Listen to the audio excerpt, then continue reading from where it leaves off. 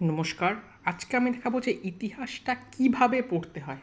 আমি আগের দিন যে ৩ রকম বইয়ের নাম বললাম, একটা টেক্সট বুক, একটা ওয়ান লাইনার বুক এবং একটা এমসিকিউ বুক। তো আজকে আমি দেখাবো যে ইতিহাসটা আমাদের কিভাবে পড়া উচিত বা আমার মতে আমি কিভাবে ইতিহাসটা পড়ি।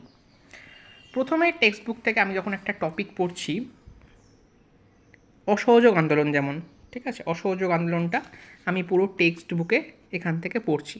পুরো এখানে ক্রোনোলজিক্যালভাবে ধারাবাহিকভাবে এখানে পুরো ইতিহাসটা সাজানো আছে। আন্দোলনের কারণ কী, আন্দোলনটা কতটা বিস্তার করেছিল, আন্দোলনের কী কী বৈশিষ্ট্য, আন্দোলন কেনটা প্রত্যাহার করা হয় এবং সেটা কতটা তার গুরুত্ব। তো এইভাবে আমি প্রথমে যদি অসহযোগ আন্দোলন পড়ি, এইভাবে এই জীবন উপাধ্যায়ের বইটা থেকে আমি পড়লাম। এটা পড়ার পর আমার কি হলো, আমার মধ্যে একটা আমার ব্রেন তো ক্রোনোলজিক্যালভাবে পুরো ঘটনাটাকে সাজিয়ে নিল।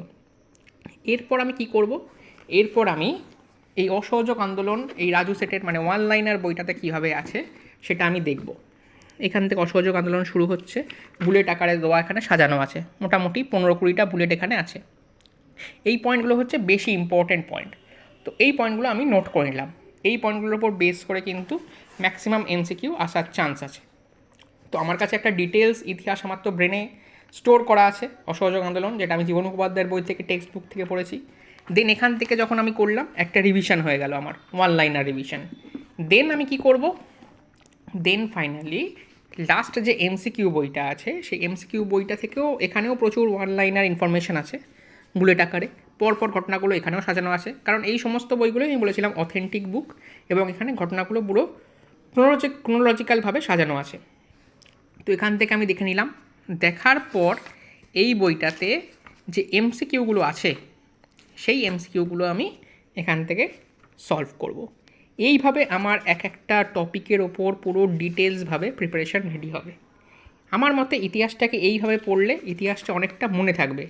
কারণ প্রথমে আমি যদি পুরো টেক্সট বুকটা পড়ে নিই, পড়ে নেওয়ার পর আমি তারপর অন্য একটা বইতে গেলাম, তারপর ওয়ান লাইনার বইতে গেলাম, দেন আমি যদি এমসিকিউ সলভ করতে বসি, তখন কিন্তু আমার অনেক পড়া মাথা থেকে আউট হয়ে যাবে। তাই আমার মতে এক একটা টপিক ওয়াইজ বা এক একটা চ্যাপ্টার ওয়াইজ আমাকে প্রথমে টেক্সট বুক, দেন ওয়ান লাইনার বুক, দেন এমসিকিউ বুক পড়ে সলভ করা উচিত। এতে আমার কি হবে, কখনোই কোনো বই 100% পুরো কারেক্ট হয় না, বিশেষ করে এই এমসিকিউ বইগুলো। তো এমসিকিউগুলো করার সময় কোনো এমসিকিউতে যদি ডাউট থাকে, তখন যদি আমার টেক্সট বই আর ওয়ান লাইনার বইটা যদি পড়া থাকে, তাহলে আমি নিজেই সেই ডাউটটাকে সলভ করে দিতে পারবো। আর এখন তো ইন্টারনেট আছে, ইন্টারনেটেও যদি কোনোটা আটকে যায় দেখে নেওয়া উচিত। তাও ইন্টারনেটের ওপর সবসময় আমরা 100% পুরো রিলাই করতে পারি না। তার জন্য আমাদের এই সমস্ত ভালো ভালো কিছু ঐতিহাসিকদের বই পড়া দরকার, কারণ সব ইনফরমেশান আমাদের ইন্টারনেটে অ্যাভেলেবেল থাকে না।